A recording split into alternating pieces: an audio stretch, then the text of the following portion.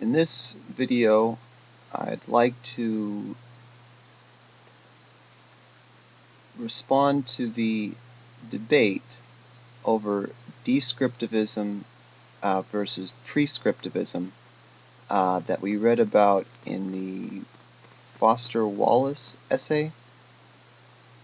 Rather than go into the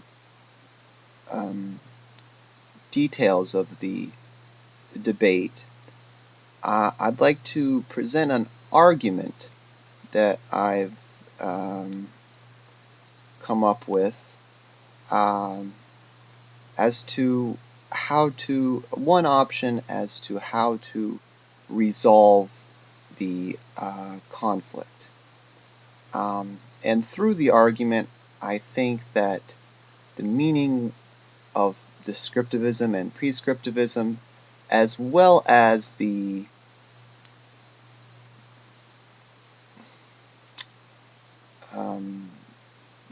issues involved in the debate, will manifest themselves in a more natural as well as an easier, more comprehensible way. Okay, that being said,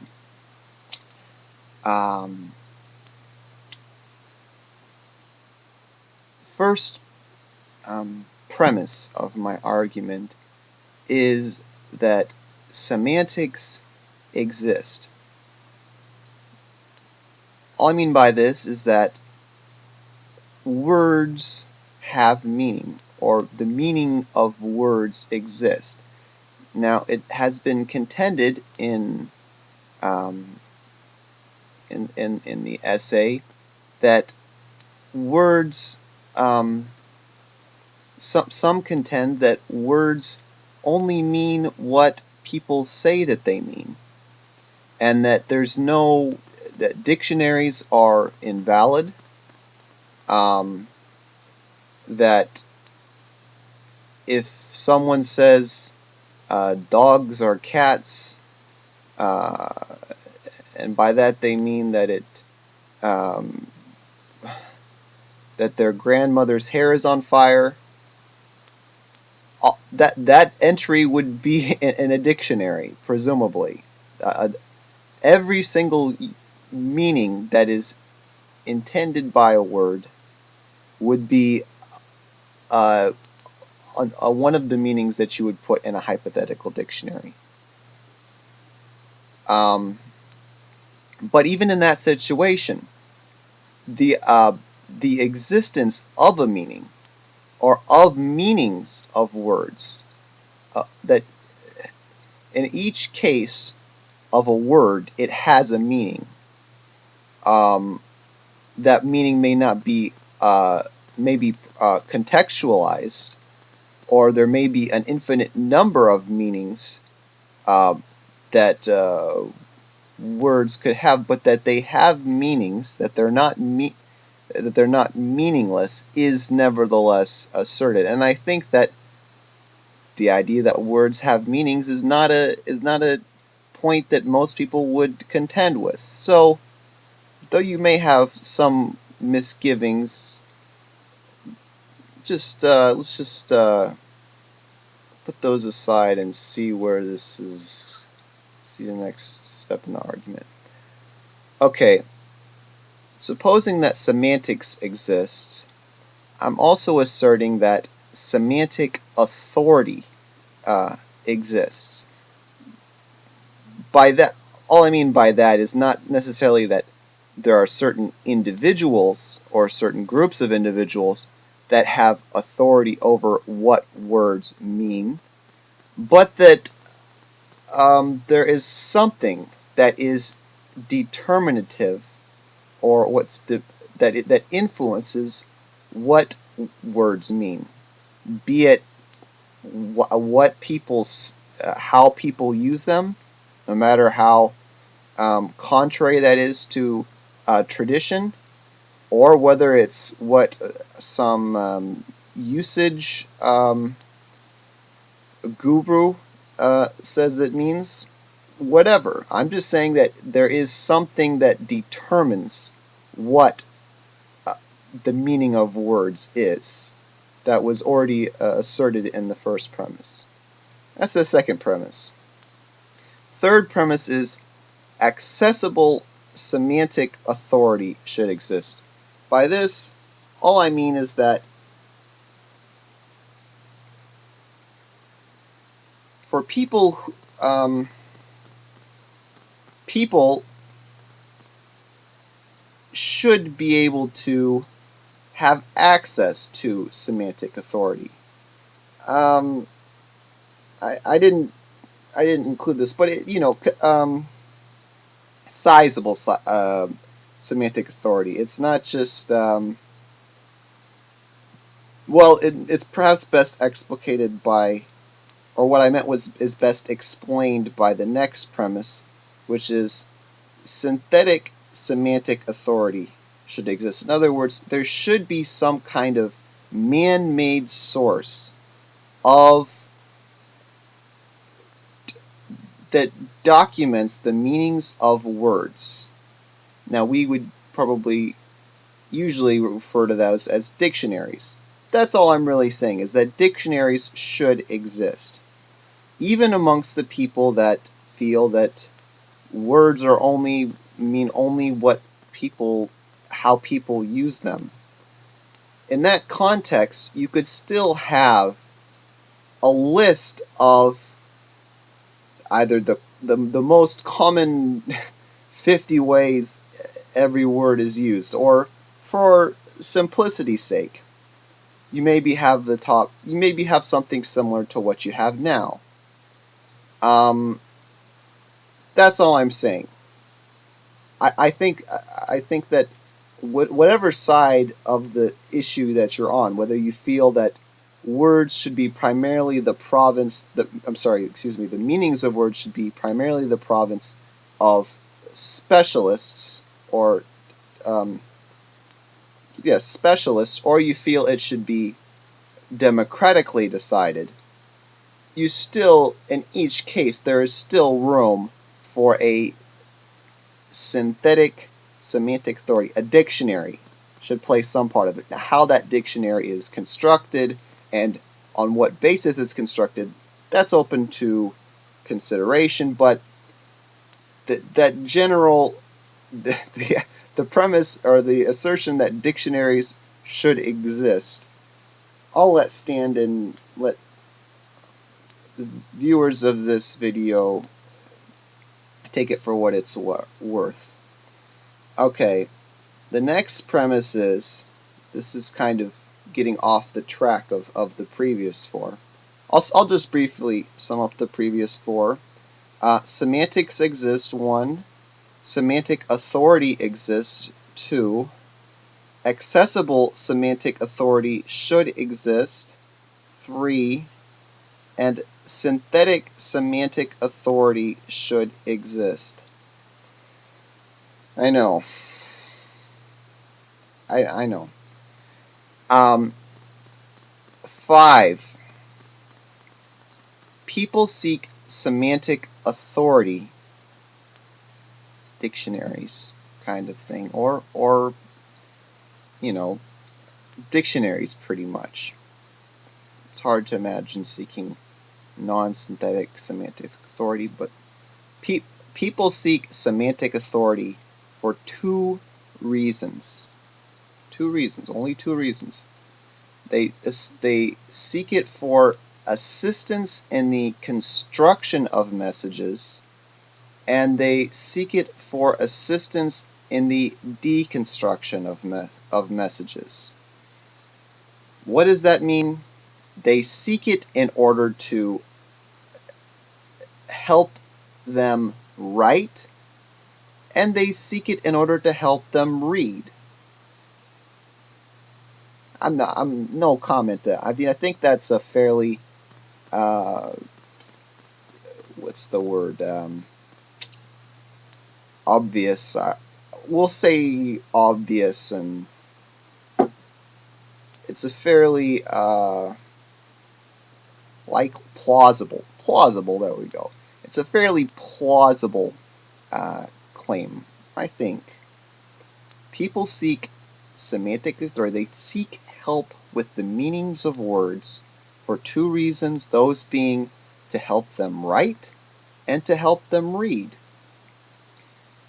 The next premise: each reason that people seek semantic authority has its own reason for doing so. Constructors of messages, as writers, desire to know the best words they can use to convey meanings. Seems pretty good, right? Writers want to know what's the best way they can say what they're trying to write. Deconstructors of messages, readers, desire to know the most likely meaning they can use to decipher words so as to interpret them. The best way something can be said for someone who's reading a writing, maybe if they're reading the writing of, say, David Foster Wallace, the best way something can be written may be of use to them in figuring out what the most likely way something that was written was, the meaning that it had. But I'd say for most circumstances, the most likely meaning for what someone has written is not the best way that it can be written. Is not the best way, it can be written. Therefore, there's a clash here. Is a clash, though for good reasons, I contend. But let's move to the next premise. These reasons are synonymous with. Let me say that again. These reasons are synonymous with the respective aims of prescriptivism and descriptivism. At this point, I should probably say prescriptivism is the belief that words should have the meanings that are the best meanings, the meanings that do the best for the language. That words should have the meanings that they should. Might be a way of saying it. Descriptivism is the belief that words should have the meanings the meanings in which they are actually being used. Not the ways that they should be used, but the ways that they're actually being used. I would say that, again, to restate the premises just before this, constructors of messages desire to know the best words they can use to convey meaning. Deconstructors of messages, readers, listeners, desire to know the most likely meanings they can use to decipher words so as to interpret them. Prescriptivism is the idea that words should mean what they should, or presumably what is best. Descriptivism is the belief that words should mean how they're being used, or for someone trying to figure out how words are being used, words should mean their most likely way. For someone trying to figure out what it's if I'm making a mistake there, I'll let you point it out. But I think that the reason that sounds a little bit different, the descriptivism meaning words should mean how people are using them, and the deconstructors of messages desiring to know the most likely meaning is that in order to figure out how words are being used, you really have to rely on what the most likely meaning is. because there's such a plethora of people using words in the world, there's no way to determine with certainty what that meaning is. You have to rely on the most likely meaning. So I contend that the most likely meaning that words have, I contend that that deconstructors of messages already know the most likely meanings they can use to decipher words so as to interpret them. I contend that that impulse is identical with, or synonymous, or however, with descriptivism. Contend as you will. Next premise. Synthetic semantic authority should accommodate both of the reasons from 5. 5 was the one about semantic authority, or people seek semantic authority for 2 reasons. That is for writing and reading, essentially. That writing and reading impulse, both of those impulses for seeking dictionaries, essentially, should be accommodated. You shouldn't choose one or the other. You shouldn't just provide help, semantic help, for people who are trying to figure out how to interpret something or read it, and you shouldn't just provide help for people who are trying to write something. That both people have, that the concerns of each group are valid and should be helped. Therefore, this is the next premise. Neither descriptive nor prescriptive. Let me say again. Therefore, neither descriptive nor prescriptive interests should be ignored by semantic or synthetic semantic authority. What does that amount to?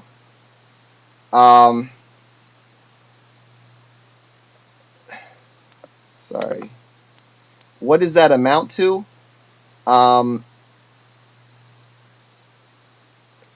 The argument that the author of the piece put forth as the solution to this conundrum was that people should be more honest, more humble, more democratically minded, and that they should care about others and their opinions more. For the purposes of this issue, that issue being what should be the role of dictionaries, essentially, I'm saying that those concerns, though admirable, let's say, that they're superfluous and that they distract you. Your humanitarianism and goodwill distract you from seeing the issue clearly and not making me read 21 pages or however, not having me read this huge article when it's really a simple issue. You didn't care much about me. Yeah. So, don't be nice. Don't give a hoot. No, just dictionary, the concern about meaning that people have should not be an issue of the snoots should not feel the fear of the mob encroaching on their riches. for spoil and plunder, as riches being the English language. Neither should the mob feel that the snoots are monopolizing the means of production. Each, by my decree, has valid concerns and should be those concerns should be fully accommodated by either through the free market or by the iron fist of me. I don't know. Whoever is an authority.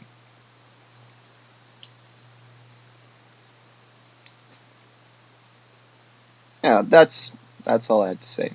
There is one objection to this argument that I thought I should bring up. That objection being that when I say that, when I use the word best, and when I use the word most likely, one, I don't define what is, I mean, how do you define what the best way of putting something in? Is it as those wackos think that it's just whatever, however anyone uses it? Is it as the snoots think that it's whatever, you know, that one guy that the article was about thinks it should mean? Or is it some other factor that I'm not even considering with respect to the most likely meaning? How do you determine what the most likely meaning is? If you have, especially in the case of the idea that there's no absolute standard by which words should adhere, how could you possibly determine what the most likely way that is? That process that is extremely vague and questionable as to the efficacy, I believe is the word. The odds that it's gonna work. Efficacy very low. To this objection, I concede entirely to it, namely that these concerns are both material. Well, they're material, but are they relevant to my argument? That, I would say, is a big no. My argument merely states that there is a distinction between these two impulses, the best, the way things should be and the way things are. There's a distinction there, and that this distinction, that each side of this distinction should be accommodated. Now, how it's accommodated, it's beyond the scope of this video.